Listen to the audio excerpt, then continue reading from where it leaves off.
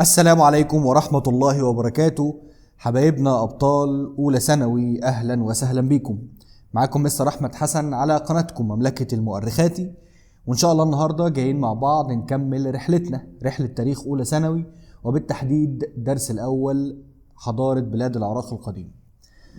المرة اللي فاتت كنا اتكلمنا مع بعض عن أهم الدول اللي موجودة في بلاد العراق، وقعدنا نقول إن الدول اللي قامت في بلاد العراق القديم كان أولها الحضارة أو الدويلات السومرية اللي سكنت بلاد العراق القديم سنة 4000 قبل الميلاد، أو بدأت تكون موجودة هناك، وهم أول الشعوب اللي كانوا موجودين في بلاد العراق. بعد كده اتكلمنا على الدولة الأكادية اللي العاصمة بتاعتها كانت أكاد، وأهم ملوكها كان الملك سرجون الثاني اللي وحد بلاد العراق سنة 2350 قبل الميلاد. اتكلمنا كمان عن الدولة البابلية القديمة، ولو قلنا البابلية القديمة يبقى بنتكلم على نجم البابلية القديمة حمورابي صاحب ال 282 قانون. اتكلمنا كمان على الدولة الآشورية، دولة مفترية، واتكلمنا عن سرجون الثاني وابنه سنحاريب اللي بيعمل حاجات عكس بعض، بيعمر مدينة نينوى وبيخرب مدينة بابل.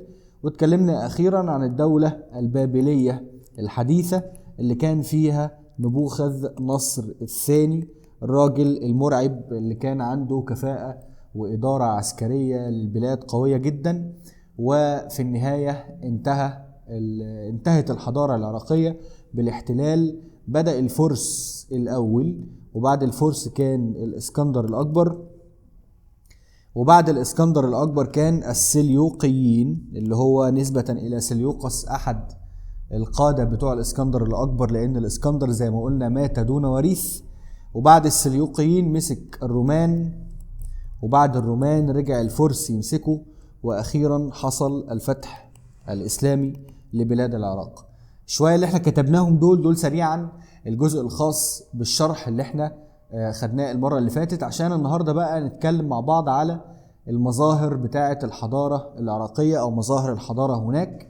وهنبدأ مع بعض بالحياة الاقتصادية. طبعا مظاهر الحضارة في بلاد العراق زي ما احنا شايفين عبارة عن 6 محاور: الحياة الاقتصادية، الحياة السياسية والعسكرية، الحياة الاجتماعية، الحياة الدينية، الحياة الفكرية الثقافية، واخيرا الحياة الفنية. عايزكم تركزوا معايا كويس جدا عشان هنبدأ نطلع مع كل مظهر من مظاهر الحضارة نواتج التعلم بتاعته وازاي بيجي عليه اسئلة. اولا هنبدأ بالحياة الاقتصادية، واحنا عارفين ان اقتصاد يعني فلوس، وفلوس يعني زراعة صناعة تجارة. فلوس بتيجي من حاجة من الثلاثة دول، زراعة او صناعة او تجارة. طيب هنبدأ مع بعض كده بالزراعة. بيقول لي سكان بلاد العراق عرفوا الزراعة من زمان. أخمن يا مستر، مش انت قايل المرة اللي فاتت ان هم عندهم نهري دجلة والفرات؟ اكيد هيبقى عندهم زراعة. بالظبط، بسبب توافر مياه نهري دجلة والفرات وخصوبة تربتها، لذلك اهتم سكانها بايه؟ اهتموا جدا بشؤون الري، وده امر طبيعي. واحد عنده نهرين مش عايز يهتم بالري وانه ويسقي الزرع بتاعه؟ حماية أراضيهم، ما هي مصدر المعيشة، لازم يحمي الأرض بتاعته. طيب بدأ يزرع المحاصيل المختلفة زي الحبوب، قمح وشعير زي الحضارة المصرية القديمة، وخضروات وفاكهة. كل الحاجات دي علشان هو كان عنده أنهار، فبالتالي بيهتم بالري، بيحمي الأرض بتاعته، بيزرع قمح وشعير، بيزرع خضروات وفاكهة. سيبك بقى من الكلام ده كله وتعالى أقول لك اللي بيجي في الامتحان. الجزء بتاع ملكية الأرض بتيجي في الامتحان. ملكية الأرض في العراق كانت للأفراد. يعني مش الأرض كلها ملك للحاكم بتاع العراق زي ما كانت الأرض كلها في مصر الفرعونية ملك الفرعون، لا مش ملك الحاكم خالص. عشان كده هنا بيقولك بخلاف الوضع في مصر القديمة حيث كان فرعون صاحب الملكية العامة للأرض، العراق ما كانش عندها الملكية المقدسة، ما كانش الحاكم عندها إلها، كانوا بيشوفوا الحاكم نائب الإله، هو نائب الإله. يعني بيقولوا ان الحاكم الأساسي اللي بيحكم بلاد العراق هو الإله نفسه، والحاكم البشر اللي قاعد معانا ده وبيحكمنا ده النائب بتاعه. وصلت الفكرة؟ فعشان كده ملكية الأرض كانت للأفراد بخلاف الوضع اللي كان عليه في مصر. سؤال بيقول أي التاريخين صحة العبارة التالية؟ أثبتت الزراعة في بلاد العراق القديم اختفاء فكرة الملكية المقدسة. طبعا هنا هقول له علشان الأرض كانت ملك للأفراد وليست ملك لفرعون، مش ملك للحاكم بتاعهم، يعني مش فرعون. طيب تعال نشوف ونتكلم على الصناعة. سكان بلاد العراق القديم اشتهروا بالكثير من الصناعات، منها صناعات ليها علاقة بالزراعة. زي ايه؟ زي الأدوات الزراعية، زي المنسوجات، الصناعتين دول ليهم علاقة بالزراعة. زي الأسلحة، زي الحلي وأدوات الزينة، زي أدوات النجارة والحدادة. هيجي لك سؤال يقول لك ايه العلاقة بين الصناعة والزراعة في الحضارة العراقية؟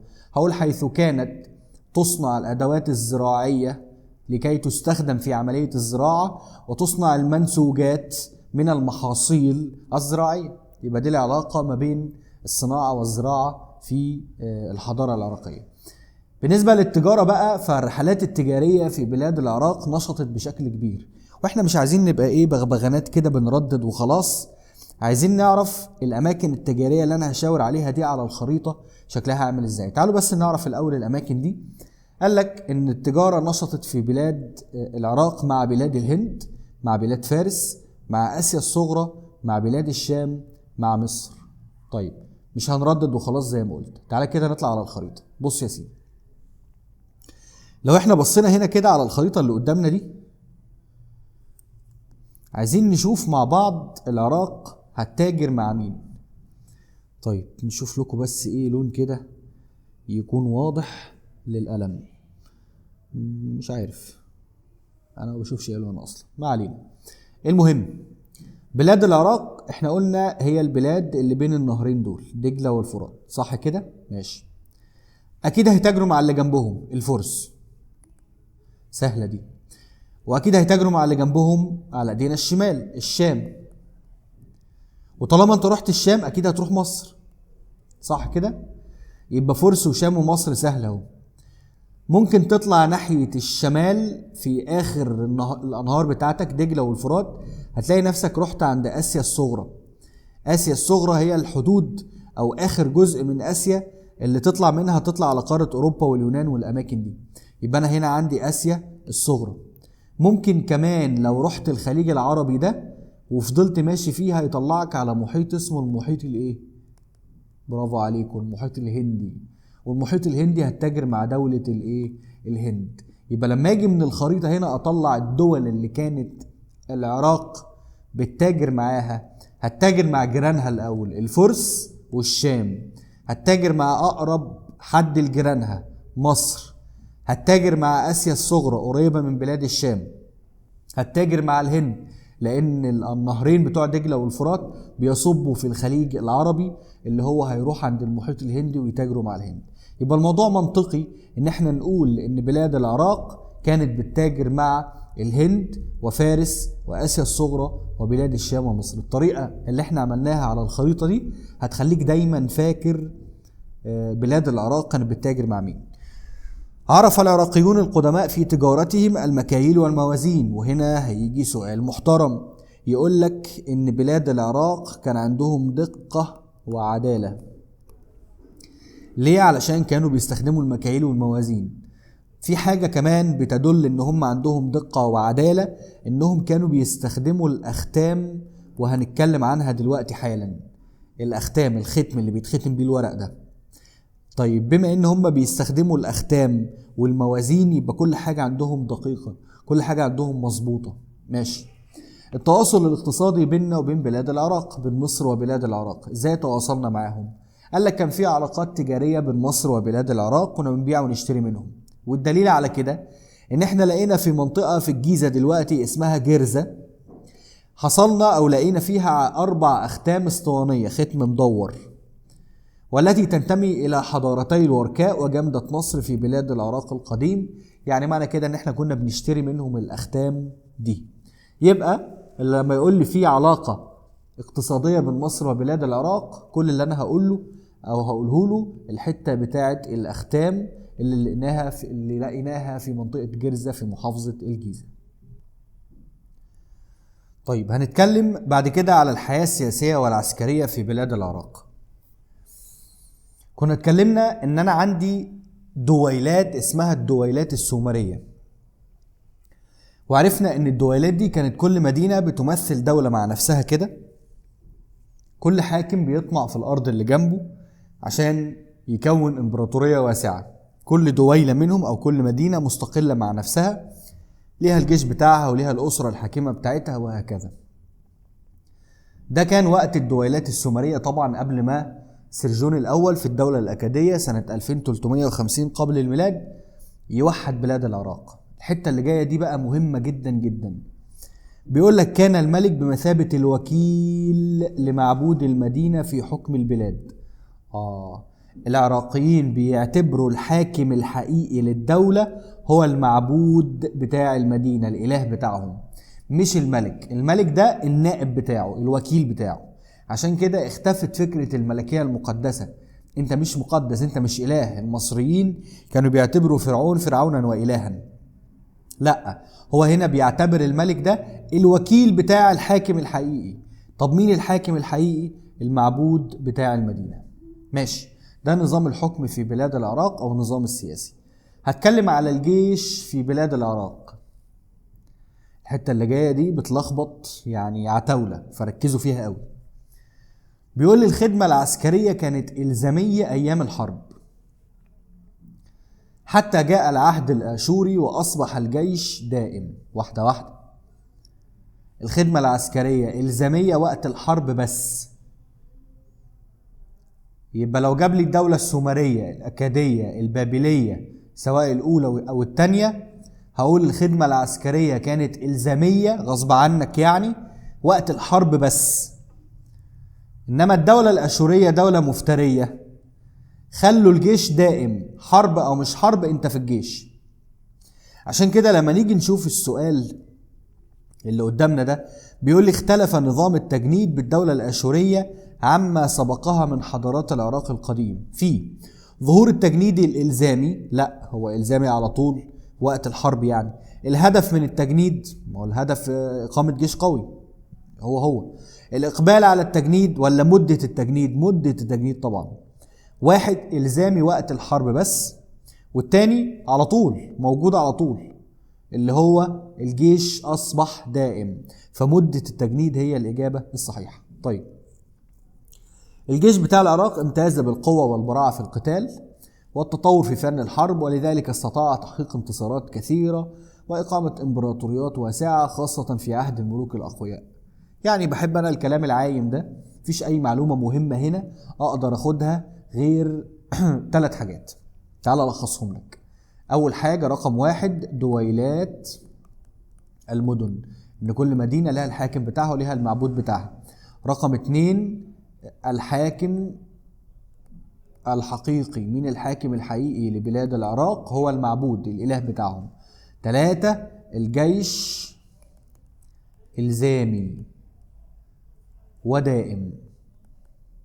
ممكن تكتب الحاجات دي في الكتاب عندك وانت بتذاكر علشان هتفرق معاك. اول ما عينك تيجي عليها هتعرف كويس الكلام او الصفحة دي بتتكلم عن ايه. طيب، هنروح مع بعض على الحياة الاجتماعية وهنشوف التقسيمة بتاعة المجتمع العراقي. بيقول لي المجتمع العراقي انقسم ل3 طبقات. الطبقة الاولى فيها اعوان الملك، المساعدين بتوعه، كبار رجال الدولة ورجال الدين، وده يدل على اهتمام العراقيون بالدين. الدليل على كده ان رجال الدين في الطبقة العليا، الطبقة الاولى. الطبقة الوسطى فيها الموظفين، صغار الضباط، الجيش، الجنود، الصناع، التجار. لاحظ كده، ممكن يسألني ويقول لي الطبقة الوسطى ايه تشمل مين؟ تشمل الناس المؤثرين في الحياة الاقتصادية.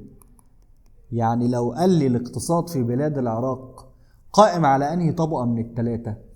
الطبقة اللي فيها الناس اللي بتشتغل، الموظف، الصانع، التاجر، كل دول موجودين في الطبقة الوسطى. انما الاولى ما فيهاش الناس اللي بتشتغل او هتؤثر بشكل مباشر في الاقتصاد، اللي هم اعوان الملك، كبار رجال الدولة، رجال الدين ما لهمش علاقة.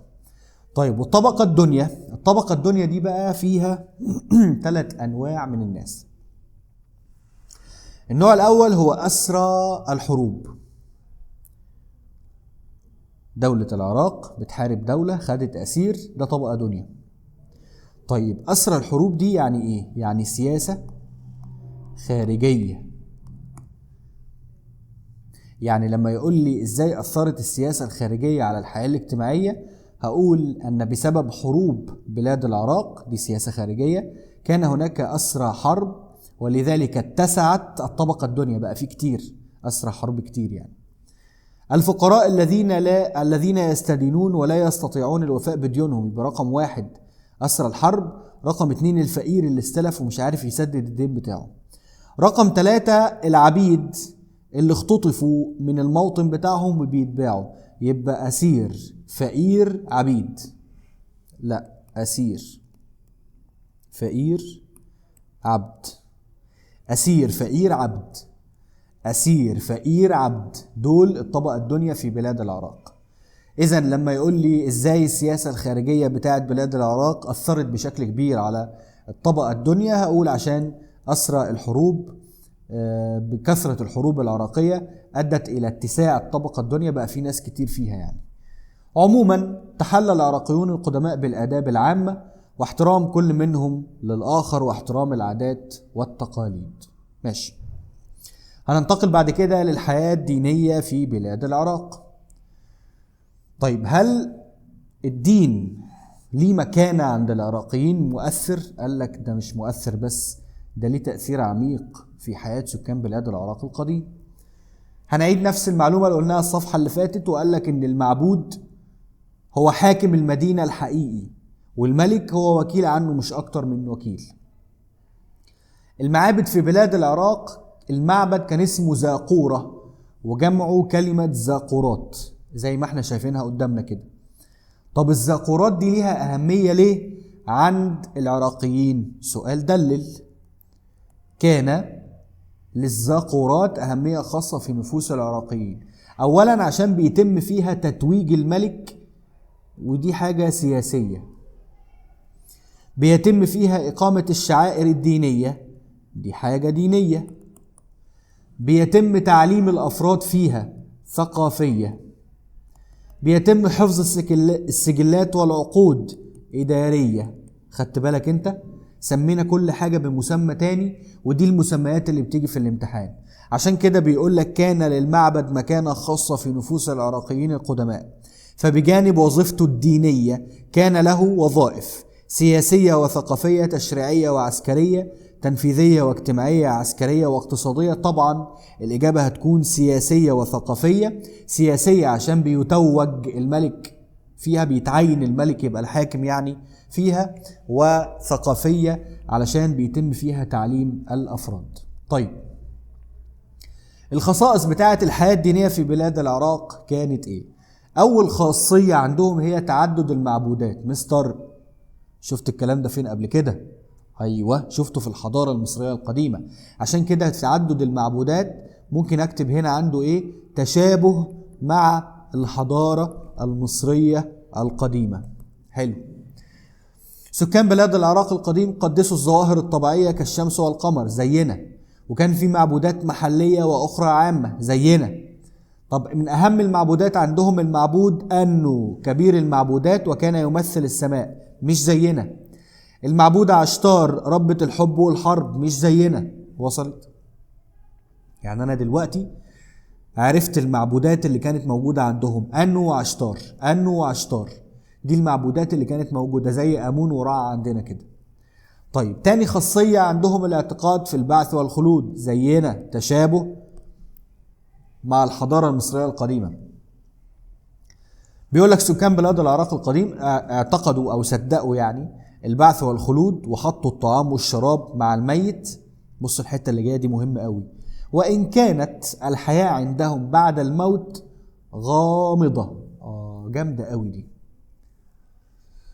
المصري القديم خياله كان واسع قوي، فرسم سيناريو كبير في لشكل الحساب بعد الموت. وفضل يقول لك بقى ده احنا هيكون في 42 قاضي ومعاهم اله الموتى اوزوريس، وهياخدوا قلب الميت يحطوه في كفة وريشة في الكفة التانية. الكلام ده كله العراقيين ما كانش عندهم التخيل ده. الحياة بعد الموت عندهم كانت غامضة، ما تكلموش فيها كتير. طيب، تواصل الديني بين مصر وبلاد العراق، هل كان في تواصل ديني بيننا وبينهم؟ طبعا. هم تأثروا بينا، الاعتقاد في البعث والخلود والحياة بعد الموت كل دي معتقدات مصرية، واحنا تأثرنا بيهم ان احنا خدنا عبادة الإلهة عشتار ربة الحب والحرب. دخلت مصر العبادة دي على يد الملك رمسيس الثاني، او في زمن الملك رمسيس الثاني في عصر الدولة الحديثة. يبقى لو سألني وقال لي كان في تواصل حضاري بيننا وبين بلاد العراق في عصر الدولة الحديثة، هقول له أيوة، حيث انتقلت عبادة عشتار من بلاد العراق إلى مصر في زمن الملك رمسيس الثاني في عصر الدولة الحديثة. طيب، هننتقل بعد كده للعنصر رقم 5. عندنا 6 عناصر. الحياة الفكرية اللي هي الثقافة. شايفين الكتابة اللي قدامنا دي؟ الكتابة المسمارية. لماذا سميت الكتابة المسمارية بهذا الاسم؟ لأن كل حرف منها بيشبه المسمار. يعني مثلا تخيل أنا كده دلوقتي بكتب لك كتابة مسمارية، شوف فن، عبقرية. هي دي الكتابة المسمارية العراقية، كل حرف منها بيشبه المسمار، له رأس وقاعدة. مين يا مستر اللي عمل الكتابة دي؟ اللي عمل الكتابة دي هي الدولة الوحيدة اللي فيها حرف السين، مش هي اسمها مسمارية؟ الدولة الوحيدة اللي عملت الكتابة دي هي الدولة السومرية، ودي الوحيدة اللي فيها حرف السين في الدول اللي كانت في بلاد العراق. اخترع السومريون شكلا خاصا من الكتابة سميت بالكتابة المسمارية. ليه عرفت بهذا الاسم؟ لأن كل حرف منها بيشبه المسمار. طب بنشتغل بيها ازاي؟ بنكتب ايه؟ بنجيب لوح من الطين، وبنبدأ نحفر عليه بالقلم او نكتب عليه بالقلم، وبعد كده نسيبه ينشف. خلاص، طين طري بيتكتب عليه بالقلم، بعد كده نسيبه ينشف. طب ودي نقوش ايه، غائرة ولا بارزة؟ سؤال مهم ده يعني حوض او لوح من الطين طري، بضغط عليه لتحت يبقى ايه؟ غائرة. وتكتب بأقلام من الخشب بها على ألواح من الطين الطري، وقد استخدمها السومريون في تدوين الوثائق والسجلات. طيب، سؤال بيقول تعددت الآثار التي ترتبت على اختراع السومريين للكتابة، ومنها الاهتمام بالصناعات الزجاجية، زيادة وظائف الزاقورات، ولا التواصل الحضاري مع مصر، ولا استيراد ورق البرد؟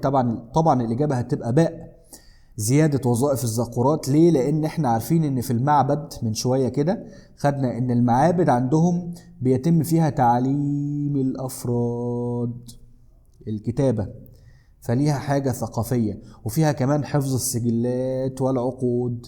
الحاجات دي كلها بنحتاج فيها الكتابة، لأن هو قال لك ايه؟ استخدمها السومريون في تدوين الوثائق والسجلات. فزيادة وظائف الزاقورات، بدل ما يبقى للعبادة بس، بقى في حاجات تانية غير العبادة زي التدوين والاحتفاظ بالوثائق دي. طيب، الأدب. يا ترى اللغة والأدب والحاجات دي كان في بلاد العراق كانوا بيهتموا بيها؟ طبعا. بلاد العراق لها إنتاج أدبي محترم جدا. أولا كان عندهم نقوش تاريخية زي النقوش اللي كانت في الحضارة المصرية درسناها الترم الأول. كان عندهم نصوص دينية، فاكرين النصوص بتاعتنا، نصوص الأهرام ونصوص التوابيت وكتاب الموتى. كان عندهم قصص وأساطير زي قصة الطوفان اللي قدامنا دي. قصة الطوفان وانت بتقرأها في حد هيجي في بالك كده وانت بتسمع القصة دي. تعال اقرأها لك وخمن كده وانا بقرأ. القصة دي تشبه كثيرا قصة حد انت عارفه. في يوم ما غضبت الآلهة على البشر لكثرة ما يرتكبون من ذنوب، فقررت القضاء عليهم بتسليط طوفان عظيم، غير أن أحد الآلهة وهو آية إله الحكمة المشهور بحبه للبشر أسر إلى أحد الرجال الصالحين بما عقدت الآلهة العزم عليه، ونصحه أن يصنع سفينة يحمل فيها نماذج من الأحياء، وما كاد يفعل ذلك حتى غمر الماء اليابس، واستمر الحال 6 أيام. وفي اليوم السابع تقهقر الطوفان، واستقرت السفينة على جبل، وخرج ذلك الرجل الصالح هو وأسرته من السفينة، وقدم القرابين إلى الآلهة فسرت منه ومنحته الخلود وصار إلها مثلهم. يعني القصة بتقول لك إن في آلهة في السماء، يعني نوت، وفي آلهة في الأرض. آلهة السماء نوت إن هي تغرق البشر كلهم، فآلهة الأرض كانت بتحب البشر، راحت لواحد من الصالحين وقالت له اعمل سفينة وخد اللي انت عايزه في السفينة، والأرض غرقت، وبعد كده هو ربنا نقذه من السفينة. يعني القصة كلها هي قصة سيدنا نوح، وتشبه بشكل كبير قصة سيدنا نوح جدا يعني. طيب بالنسبة للعلوم، العراقيين برعوا في عديد من العلوم زي الطب، زي الهندسة، زي الحساب، زي الفلك. والدليل على براعتهم في علم الفلك ان هم رصدوا النجوم والكواكب المواقع بتاعتهم، وحطوا تقويم شمسي كامل. وطبعا احنا عارفين اول من وضع التقويم الشمسي كان المصريين القدماء في مدارس او في جامعة اون هليوبوليس. طيب الجزء الاخير عندي النهاردة هو الحياة الفنية والعمارة في بلاد العراق. يعني كانت متنوعة ما بين المدن والمعابد والقصور، بيبنوا كل الحاجات دي. لو هنقول امتى ازدهرت العمارة، في فترتين: فترة الدولة الآشورية، لأن طبعا عندي الملك سنحاريب كان بيعمر ويخرب في نفس الوقت، فهو بيعمر مدينة نينوى كان مصمم انه يخليها حلوة جدا احسن من بابل اللي هو خربها. فكان الموضوع معاه موضوع عند، يعني انا لازم اعمل عمارة واعمل فنون قوية جدا هنا علشان يعني اوري الناس قد ايه نينوى احسن من بابل اللي انا بوظتها دي. في عصر الدولة البابلية الحديثة نبوخذ نصر الثاني عمل عظمة. حدائق بابل المعلقة احدى عجائب الدنيا السبع اتعملت في عصره، وبرج بابل الشهير، ودول من اشهر الحاجات اللي موجودة في بلاد العراق حتى الآن. قال لك وصلت ذروة تقدم العراقيين القدماء في مجال العمارة في عهد الدولة، طبعا الدولة البابلية الحديثة، عشان في عهد نبوخذ اتعملت حدائق بابل المعلقة وبرج بابل الشهير. طيب النحت، يا ترى العراقيين كانوا شاطرين في النحت؟ والله يحكم انت بنفسك. التمثال اللي على اليمين ده، شوف الدقة بتاعت نحت التمثال عاملة ازاي. تميز فن النحت في بلاد العراق القديم بالدقة والمهارة العالية، ومن أمثلته الثيران المجنحة، طور وليه جناح براس إنسان. ايه ده الكلام ده بيفكرني بحاجة. ايوه بالظبط، بيفكرني بتمثال أبو الهول اللي المصريين عملوه، جسم أسد ورأس إنسان. صور الحيوانات بيعملوا على الجدران زي ما احنا شايفين الصورة دي قدامنا كده ببلاطات القشاني. عارفين انتوا حتت تشبه حتت السيراميك الصغيرة، بيحطوها جنب بعض بألوان معينة بترتيب معين بيطلع أشكال. يمكن لو حد فيكم من سكان القاهرة، في محطات لمترو الأنفاق كتيرة جدا فيها النوع ده من الفن اللي هو بلاطات القشاني المنولة ده. طيب ده كده الجزء الخاص بالفنون والنحت. علشان نوصل عند الرسم والنقش، اهتموا بالرسم والنقش والتصوير على جدران المعابد، وعملوا مسلات نقشوا عليها الانتصارات بتاعتهم. مفيش حاجة في الرسم والنقش معينة اقدر اقول لك في سؤال هيجي عليها.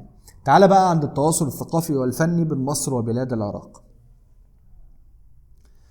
بلاد العراق خدت مننا ايه؟ خدت مننا شكل الهرم المدرج، وبنوا المعابد بتاعتهم بطريقة مدرجة زي الزاقورة او المعبد اللي قدامنا ده. الدرجة الاولى هي الاكبر، والتانية اصغر شوية، التالتة اصغر شوية، الرابعة اصغر 4 شويات. طب احنا خدنا منهم ايه؟ خدنا منهم رسم الحيوانات المجنحة، عجبنا احنا الطور اللي بيطير ده اللي ليه اجنحة، وكمان استخدمنا الاختام بتاعتهم. والدليل على كده الختم الملكي للفرعون حور محب اللي كان موجود في عصر الدولة الحديثة. حور محب كان بيختم على الورق بختم شخصي ليه، هو كان برضو جاي من العراقيين، او ده معناه ان كان في تواصل حضاري بيننا وبين بلاد العراق. يبقى ممكن يسألني سؤال، يا سلام السؤال اهو، قال لك دلل تاريخيا على صحة العبارة التالية: تواصلت مصر في عصر الدولة الحديثة مع حضارة بلاد العراق. خلي بالك هو قال لي هنا تواصلت مصر في عصر الدولة الحديثة مع حضارة بلاد العراق، ما قالش حاجة تانية. تواصل حضاري عموما حاجتين: رقم 1 إن عشتار وصلت إلى مصر في عهد من؟ رمسيس الثاني، وده كان في عصر الدولة الحديثة. طيب الختم الملكي 2 الختم بتاع حور محب، ده برضو كان في عصر الدولة الحديثة، وده دليل اللي كان فيه تواصل بيننا وما بين بلاد العراق لحد عصر الدولة الحديثة. ده كان آخر جزء في حصة اليوم. كده احنا الحمد لله خلصنا الدرس الأول كامل بتاع الحضارة العراقية. إن شاء الله هينزل حل الأسئلة كاملة بالتفصيل وبتفسير كل إجابة. تابعوني وتابعوا القناة، وإن شاء الله أشوفكم على خير، ودمتم في أمان الله، والسلام عليكم ورحمة الله وبركاته.